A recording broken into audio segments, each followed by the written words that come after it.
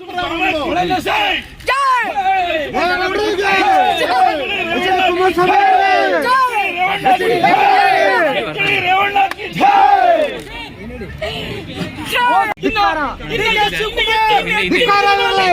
ಸಹ ಜೈಲಿಗೆ ಹೋಗ್ತಾರೆ.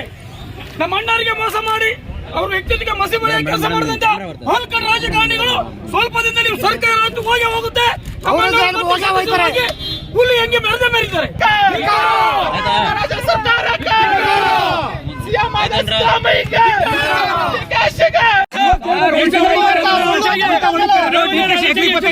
ಇದೆಲ್ಲ ಮಾಡ್ತಿರಲ್ಲ ಯಾವಾಗ ಗೊತ್ತಾಯ್ತು ನನ್ನ ಕೈ ಹೊಡೆದಿದೆ ಅಂತ ಅವ್ರು ಉಲ್ಟಾ ಹಾಕಿದ್ದಾರೆ. ದೊಡ್ಡ ಮನೆ ಬಗ್ಗೆ ಮಾತಾಡಿ ದೊಡ್ಡ ಮನೆ ಎಲ್ಲ ಗೊತ್ತಾಗಿದೆ. ಯಾಕೆ ಮಾಡಿಸಿದ್ರು ಒಂದು ಮೀಡಿಯಾದಲ್ಲಿ ತೋರಿಸಲ್ಲ, ಯಾಕೆ ಅದನ್ನ ಯಾಕೆ ತೋರಿಸಲ್ಲ? ದೇವರಾಜೇಗೌಡ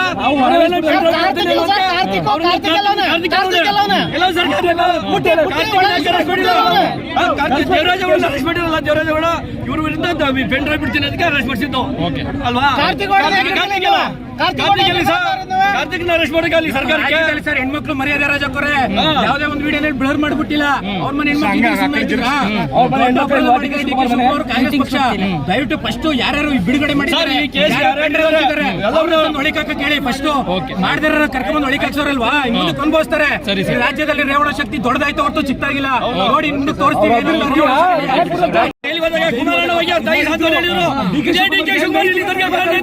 ಇವತ್ತು ಹೇಳ್ತಾರೆ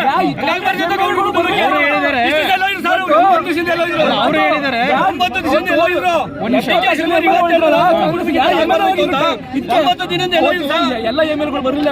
ಡಿ ಕೆ ಶಿವಕುಮಾರ್ ಕುಮಾರಸ್ವಾಮಿ ಅವರು ಹೋಗಿ ಭೇಟಿಯಾಗಿ ಸಮಾಧಾನ ಮಾಡಿದ್ರು.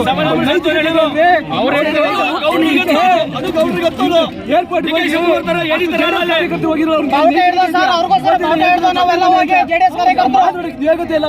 ಅವ್ರು ಹೇಳ್ತಾ ಇದಾರೆ ಇವತ್ತು ಘಟನೆ ಬಗ್ಗೆ. ನಾವು ಜಿಲ್ಲೆಗೆ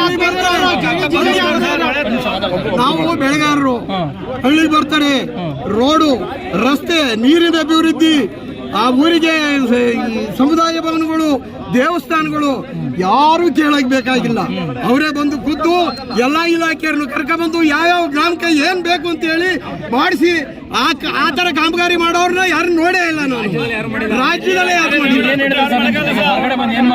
ಹತ್ರು ಅವ್ರಿಗೆ ಮಾತಾಡೋ ಒಂದು ಶಕ್ತಿ ಇಲ್ಲ.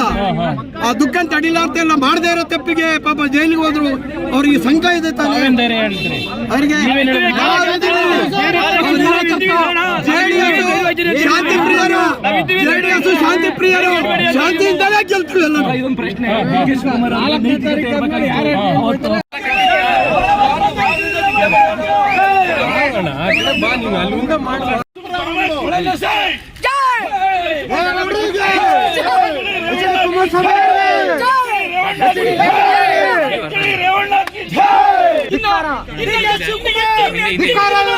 ಅವರು ಸಹ ಜೈಲಿಗೆ ಹೋಗ್ತಾರೆ. ನಮ್ಮ ಅಣ್ಣರಿಗೆ ಮೋಸ ಮಾಡಿ ಅವ್ರ ವ್ಯಕ್ತಿತ್ವಕ್ಕೆ ಮಸಿ ಮನೆ ಕೆಲಸ ಮಾಡಿದಂತ ಹಾಲ್ಕರ್ ರಾಜಕಾರಣಿಗಳು ಸ್ವಲ್ಪ ದಿನದಲ್ಲಿ ಸರ್ಕಾರ ಅಂತೂ ಹೋಗಿ ಹೋಗುತ್ತೆ. ಹುಲಿ ಹೆಂಗೆ ಮೆರೆದ ಮೆರೀತಾರೆ.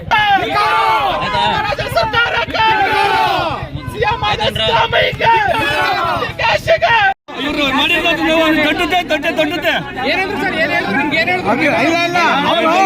ಅಭಿವೃದ್ಧಿ ಅಧಿಕಾರರು ಅಭಿವೃದ್ಧಿ ಮಾಡೋದಲ್ಲ, ಯಾರನ್ನು ಕೇಳದಲ್ಲೇ ಅವ್ರು ಮಾಡ್ತಾರೆ. ಯಾವ ಬಡವರು ಕೇಳಬೇಕಾಗಿಲ್ಲ. ಅವರ ಕೆಲಸಗಳನ್ನ ಹೋಗಿ ಅವ್ರ ಮನೆ ಹತ್ರ ಕೇಳಿ ಮಾಡ್ಕೊಡ್ತಾರೆ. ಅಂತವ್ರ ಮೇಲೆ ಕೆಟ್ಟ ದೂರ ತಂದು ಈ ರಾಜಕಾರಣದಿಂದ ಹಾಳು ಮಾಡಿ ಹಾಕಿದ್ರು. ಅವರು ಎಷ್ಟೊಂದು ಕೆಟ್ಟ ಇದಂತಂದ್ರೆ ಅವ್ರಿಗೆ ಅಂದ್ರೆ ಅಷ್ಟೊಂದು ಕೆಲಸ ಮಾಡಿ ಜನಕ್ಕೆ ಉತ್ತಮವಾದ ಪ್ರತಿಯೊಬ್ಬ ಬಡವರಾಗ್ಲಿ ಸ್ವಲ್ಪ ಸಿಟ್ಟಿನ ಪ್ರಿಯರಷ್ಟೇ ಸಿಟ್ಟು ಬರುತ್ತೆ.